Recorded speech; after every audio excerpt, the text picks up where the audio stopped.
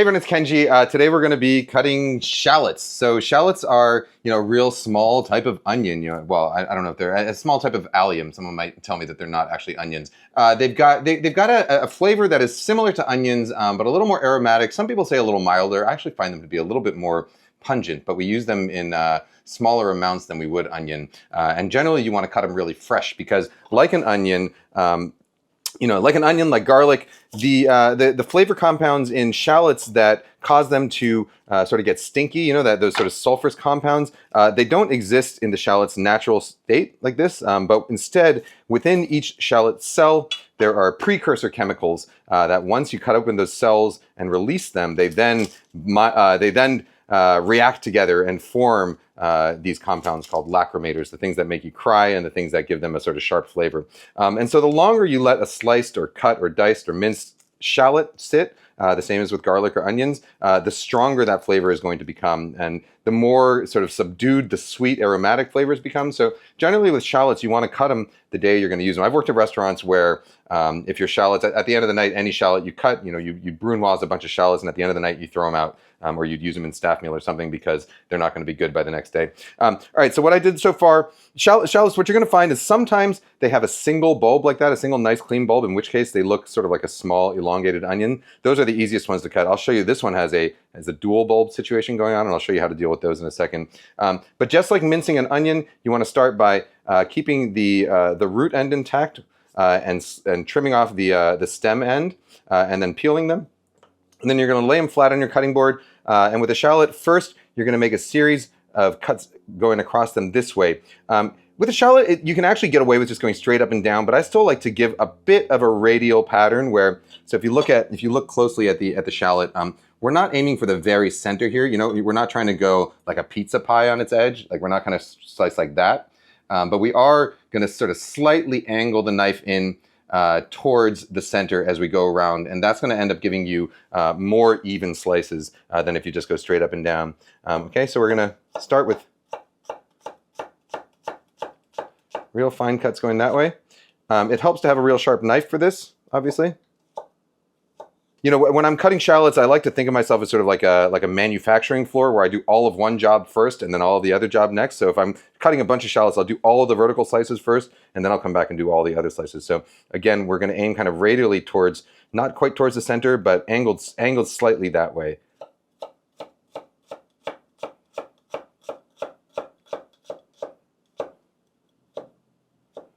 Right? And so you end up with a shallot like that. And then afterwards, we're going to cut across them.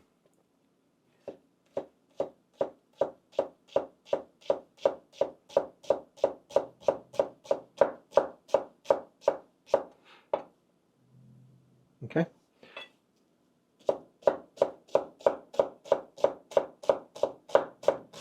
And again, it helps to have a real sharp knife for this because the more dull your knife is, the more you kind of crush cells as opposed to slice them. And when you crush cells, that's when your shallot's going to start getting that real pungent aroma. So you might notice down at the end here, if you don't mind being a little bit wasteful, you can discard this bit. What you can do though is you can get sort of as close as you can to the root end, and then tilt it up on its side and get these edges like that.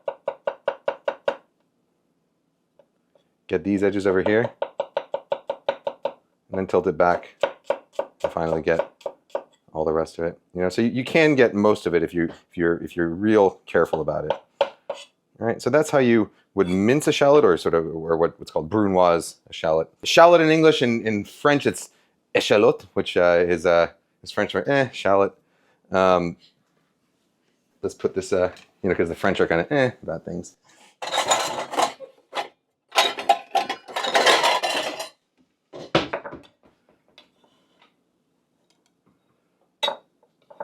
I'm going to have to find a way to use these today.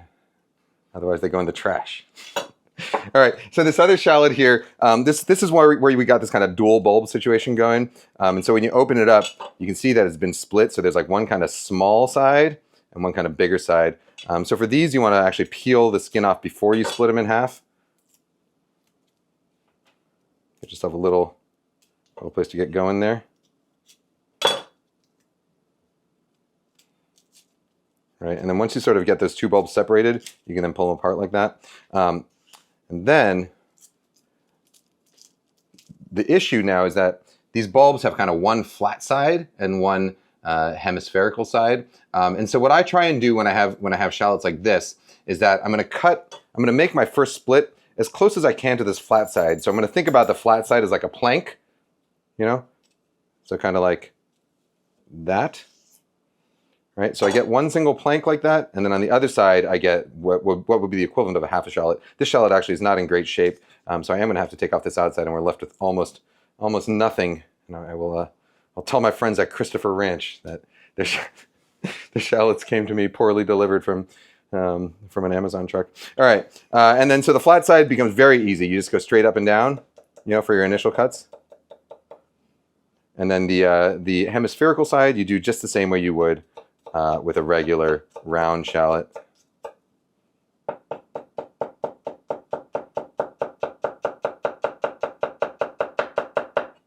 And as always, we are using our knuckles as a guide for our knife. So my knife is pressed flat against my knuckles and doesn't really move from there. And that way I don't cut my fingertips, and my knife can move at a sort of even pace like that.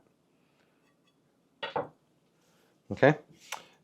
And finally, let's talk about slicing shallots. You know, if you want sliced shallots, say you're going to roast a bunch of green beans or Brussels sprouts, and you want to throw some sliced shallots in there. If you want some sliced shallots that you're going to pickle or put into a stir fry, or you know, any occasion where you might want sliced shallots. I'm going to start the same way. So I'm going to take my shallot, trim off the stem end, leave the root end intact, cut it in half lengthwise, and then peel it. And then at this stage, you're going to have a choice, right? You can cut it. You can then cut it this way, you know, the same way that you would if you were, say, leaving it whole and cutting like onion rings, you know, or you can cut it this way.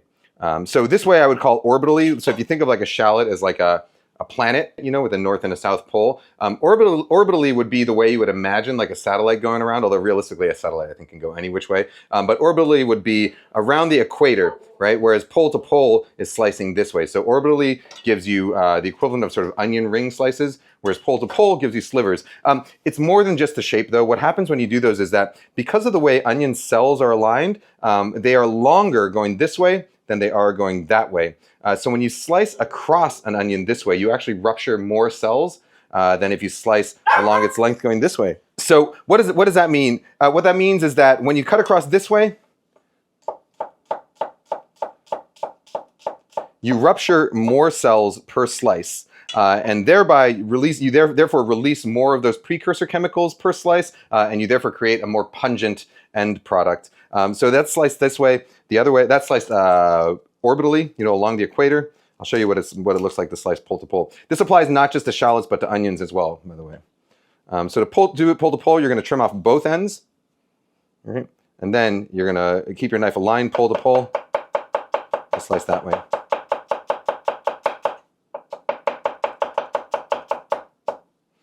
All right, and so here, if you've got like, if your kid's got a microscope, or if you've got a microscope, you can actually put these on the microscope, and even sometimes with your naked eye, you can almost see the way, you can't see individual cells, but you can sort of see the grain of the onion, which is the way the cells are aligned. And so the slices that come out this way, they've got a long grain going that way, whereas the slices that come out this way, they've got almost like a shorter circular grain that goes this way.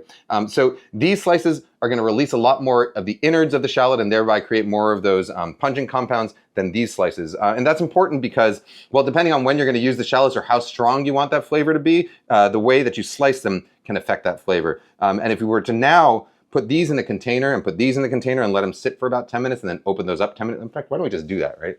Let's just do that.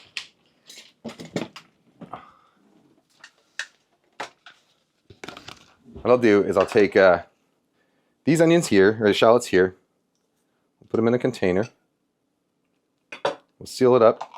It's roughly the same amount of shallots. I think the difference is going to be stark enough that it won't even matter if it was, you know, not perfectly even to start. And then we'll put these into a container here, and we'll close those up. And then through the magic of editing and you not being able to smell anything, it's been 10 minutes and I'm going to smell these. No, I'm kidding. We can wait. We can actually wait an extra 10 minutes and see what happens, okay? So we'll be back in 10 minutes. All right. So it's been about 10 minutes. There's probably a clock in here that someone's going to look at and say, no, it's been like 7 minutes. But it's been long enough that we're going to be able to tell the difference now. Wait, what was the stupid joke we were going to tell? YouTube upgrades, scratch and sniff. All right, so let's smell these. So first, these are the ones that were sliced pole to pole. But if you have the new iPhone, you can actually just scratch your screen and smell along. The button, the scratching portion is right by the subscribe button. Okay, so those are pretty mild smelling. These are the ones that we sliced pole to pole. You're just gonna have to trust me on that. Woo! No, it's a pretty immediate difference. Wow. And then finally, the ones that should actually be the strongest smelling because we've cut them in both directions are going to be the minced ones. Are we ready for this? Whew. All right. That'll wake you up. All right, there we go. I think I said everything I want to say about shallots. Yeah, we're going to end this knife skills video with a shallot. Guys, gals, non-binary pals, see you next time.